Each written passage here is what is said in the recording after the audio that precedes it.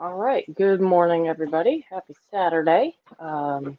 Hopefully, everybody had a restful sleep and got to spend some time sleeping in today.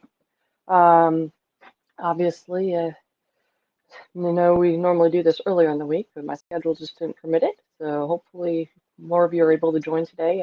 Otherwise, I know the activities, kids or your own, can keep you busy.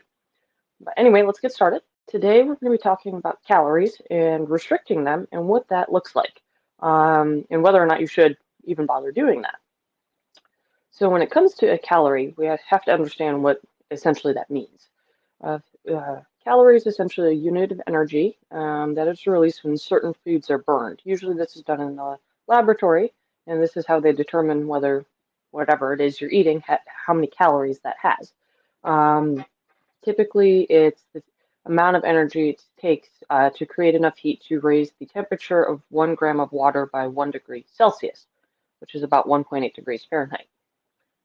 So that's essentially what a calorie is. But our body uses calories for essentially every cellular function that it does, whether it's your brain, whether it's your heart, whether it's your skin, everything relies on calories for energy. And so we need them in order to survive. So the key is how much are you taking in versus how much you're expending. Um, when you look at it, there's three main processes that we break calories down in our body for. One is our basal metabolic rate, or BMR. This is the number of calories that you absolutely must have in your body to cover basic body functions. Without this, you won't survive at all. Then the next is digestion. Digestion, the process itself, actually uses calories and metabolizing the food. And this is known as the thermic effect of food, or TEF. And then the last is physical activity. Refers to the amount of exertion that we put out each day, so the amount of calories that we need to cover that level of exertion. So these three components work together to make up our total calorie intake versus output. Uh, on average, according to the Center for Disease Control, most men here day, whereas most females take in just about 1,800 calories a day. And each person's different as far as what their body needs. So for some people, this is exactly what they need. For some people, it's more than what they need. And for others, it's less. And this is where it gets down to, how do you figure out how many calories that you are supposed to be taking in? And the basic concept is your weight comes into calories in minus calories out.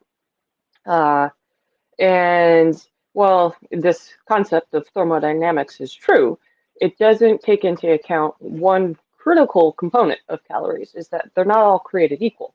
For instance, 100 calories of carrots is not the same as 100 calories of cookies, as far as nutritional benefit that your body actually needs.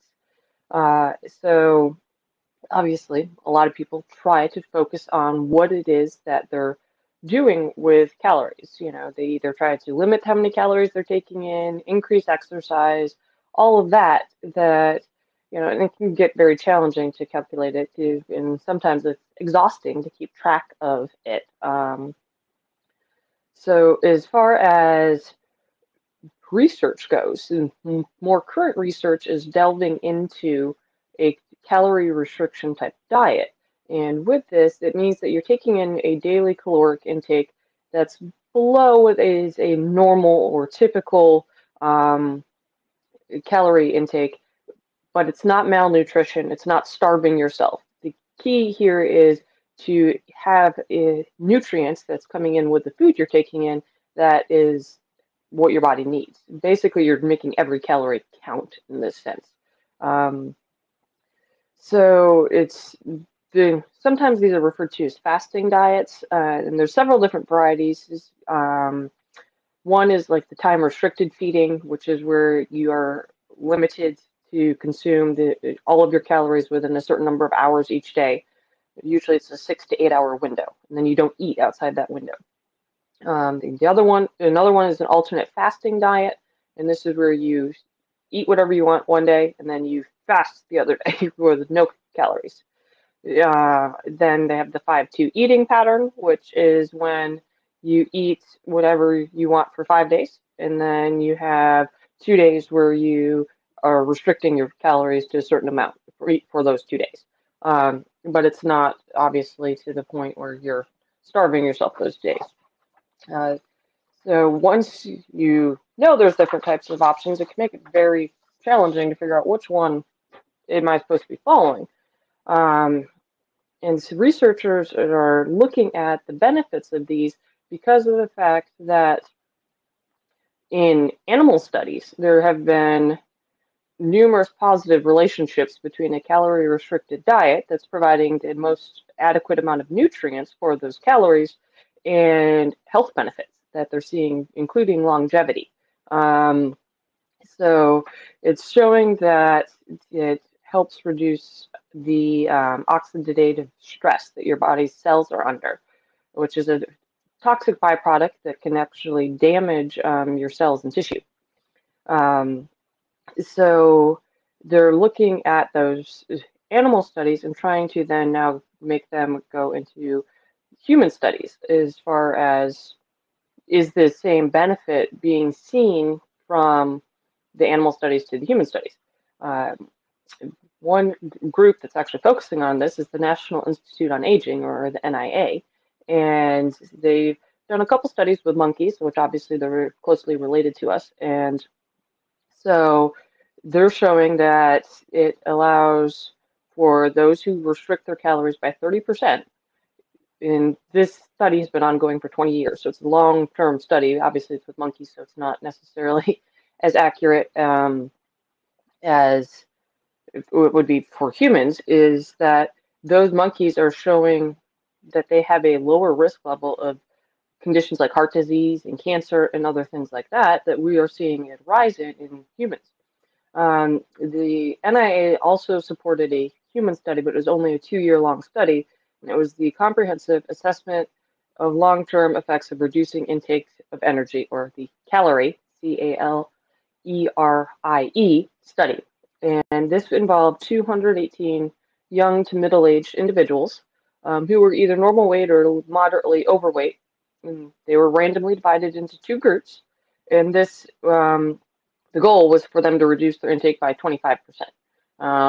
Ultimately, the average intake reduction was only 12%. Well, still an improvement, not quite to where they wanted it to be with the study. But they found that they lost about 10% of their body weight and were able to maintain that for the 2 years of the study. 2 years after the study, they did a follow-up interview with all these individuals and found that those participants had been able to continue that maintenance of the diet and of the weight loss. And this helped reduce their chances of diabetes, heart disease, and stroke. So the biggest, obviously, drawbacks of this study was that it didn't include elderly individuals. It didn't include young children, which obviously for them, there's different calorie requirements because their bodies are growing. And it was only 2 years long. So it's not a long enough study in order for that to actually judge the long-term benefits of this. But the results are promising and therefore are spurring more research into this because obviously with the obesity epidemic going on, the concerns that what that causes as far as all the different health issues on a national scale is quite large, and trying to prevent that and reduce the number of people who have these conditions would be great. So the other concept is of studying intermittent fasting, and part of this is because our bodies, the way it stores glucose, is when we have enough to survive and meet our needs, it actually turns glucose into fat cells. And while this is helpful when it thinks that we're not going to have food over long term because we now have access to food in our daily lives. We're no longer cavemen or even 100 years ago when there was concerns about food shortages. We don't have to worry about that now overall. There's plenty of availability of food, but our bodies don't know this. So it still goes through that biological process that it's learned over hundreds of thousands of years. And so it stores glucose, the extra glucose, if you will, unless we do something, whether it's increasing our physical activity or reducing the amount of calories we're consuming or a combination of both, it will keep that extra glucose as fat. Um, so this is why they're looking at the whole concept of reducing calorie diets. Is it feasible for long term? Is it actually health beneficial and such? And based off the evidence so far, it's estimated that if around 10% of the American population went on some form of calorie restriction diet, it would reduce the incidence of all of these unhealthy diseases significantly. And obviously, because of that, you're going to reduce national healthcare expenses and obviously personal healthcare expenses. Imagine if you're not having to go to the doctor all the time and spend money getting medicines and all this other stuff that you have to have when you have all these conditions. Um, so basically, then how does it, as far as does it actually work? Are there drawbacks of doing calorie restriction? And this is where, in looking at it, the way your body processes calorie restriction is interesting because your metabolism, which is influenced by calories and your activity level, and just you have a genetically um, based calorie metabolism. It's your metabolism, there's a certain level of it that's just everyday function, it's genetic. You can't alter that component of it, but there's other parts of it you can. However, when you go on a calorie restriction diet, there are some concerns that it actually will cause your metabolism to slow because you're not taking in calories. So it's like, hey, I can't burn all this off. And that gets to the whole concept of the glucose where you're storing it because your body's concerned that it's not going to have enough energy in the future. And so essentially it thinks it's going through this starvation period and it needs to conserve everything that it can. Uh, but when that's where there's thought of, okay, well, if we're reducing calories, well, how do you combat that metabolism reduction? Well, that's where exercise comes in. By increasing your exercise, hopefully it'll help keep your metabolism to where it's at. So despite trying to do calorie restriction, you can't get out of exercise. You still have to have some component. Your body needs physical activity. Um, but calorie restriction can be incredibly hard. In the beginning, it might seem easy. You're saving calories. You're like, hey, I don't have to. It's easy to cut back. It's like, all right, you change up your diet, you cut back on calories. Well, over time, if your metabolism is slowing and you're not increasing your physical activity enough, it actually becomes incredibly hard because your body's not burning the calories the same way it was when you first started. This is why when people stop these calorie restrictions, 80% of people actually regain the weight that they've lost. Sometimes they even regain more. Um, so this is where you have to take into consideration all the different factors that influence your metabolism and your body weight. And it's not just calories in and calories out. And that's where the concept of weight equals calories in minus calories out. Yeah, that's the basic concept, but it's much more involved than that. Our bodies are highly complex. And so it doesn't just, it's like, oh yeah, I ate 1,200 calories and I burned off 1,500, so then that's the 300 calorie deficit. Well, how did your body process that? Are you getting enough sleep? Are you under stress? What else is going on? And one of the components that is huge that's influenced by all this are the hormones in our body. And I'm not talking about just estrogen and testosterone. We have several hundred different kinds of hormones, and those have influences on all the processes in our body. And if those are out of whack due to whatever, you're stressed out, that it actually influences how your body processes food.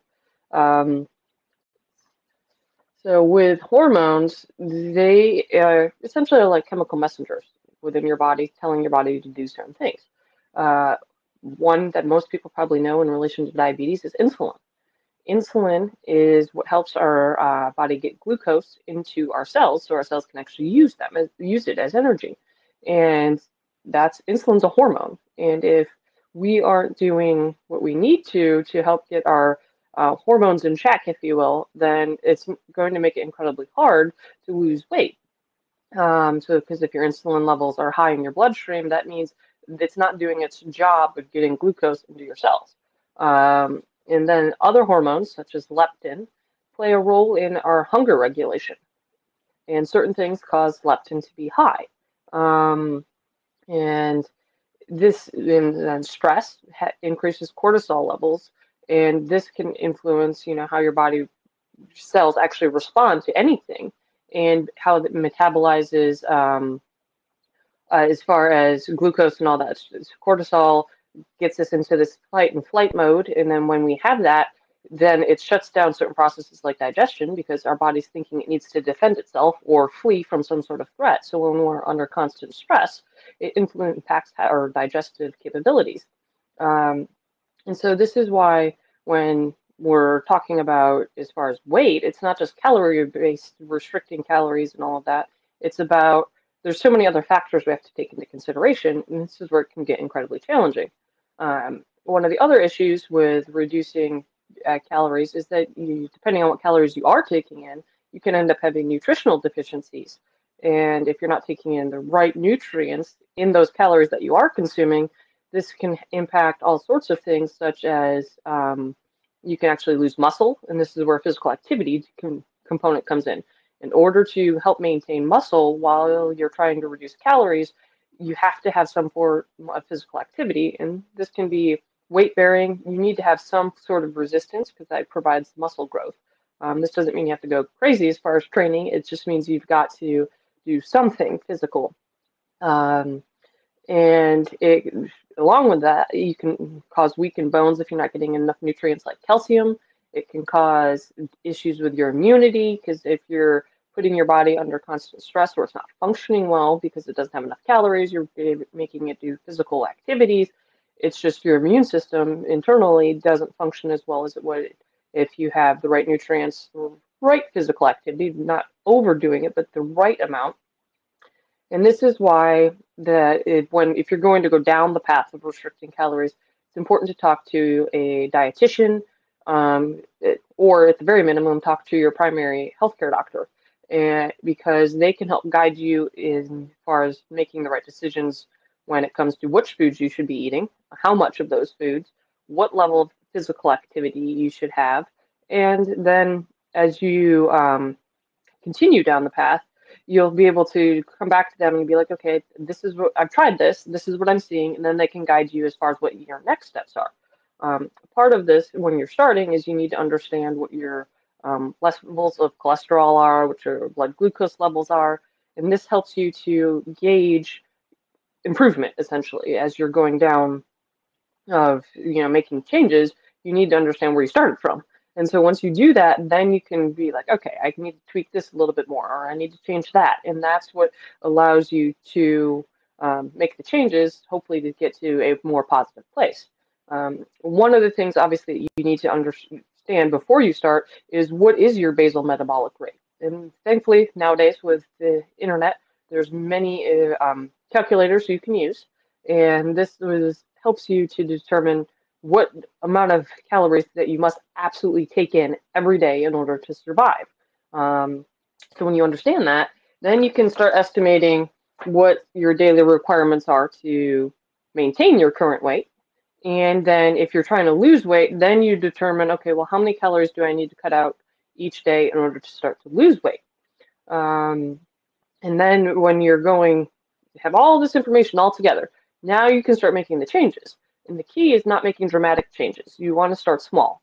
So basically take refined carbs, like anything that white bread, refined sugar, all of that stuff, and substitute it for other items, whether it's whole grains or preferably go for fruits and vegetables.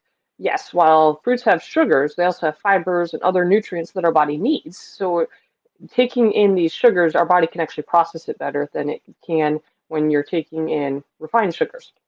And vegetables, yeah, they have starch and fiber and all these other things. That's what's going to help keep you full. And both of these you can eat more of for the same number of calories. The volume of food you can take in is far more than you could if you're eating cookies or even refined breads.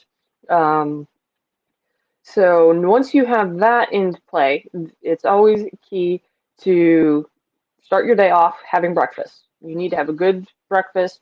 That sets the tone for your body as far as when and how much food you're taking in. It knows by starting the day with a hearty breakfast that it's got calories. It's not going to go into storage mode. It's going to continue to go into burn mode.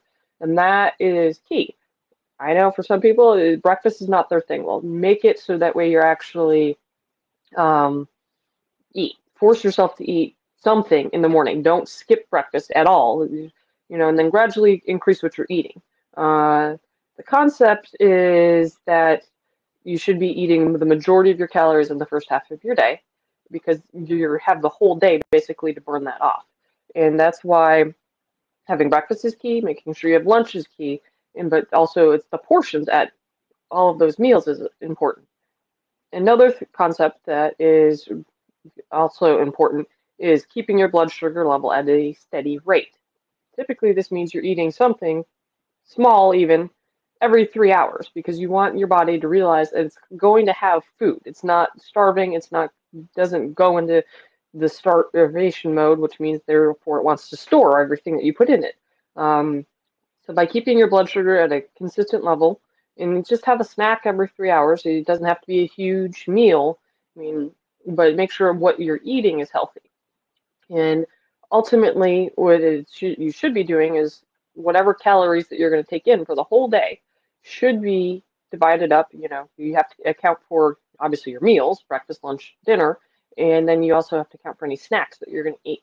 And so that's where, understanding how many calories you're going to take in for the day and then piece it out based off of what it is that you want as far as if you're going to stack your calories in the morning or spread it out with snacks, but you have to know where you're starting from. The other component, you have to drink plenty of water. Our bodies are mainly comprised of water. You need to be able to keep your body functioning by drinking enough water so you're not ending up dehydrated.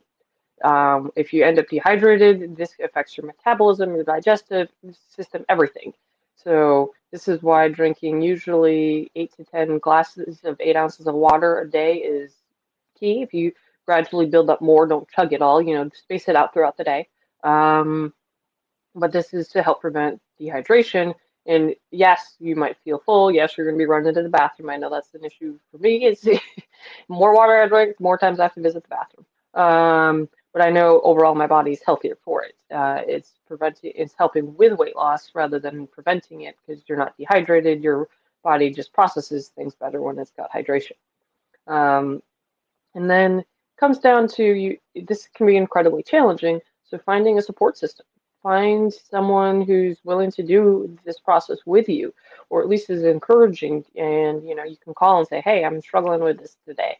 And they'll help keep you on track.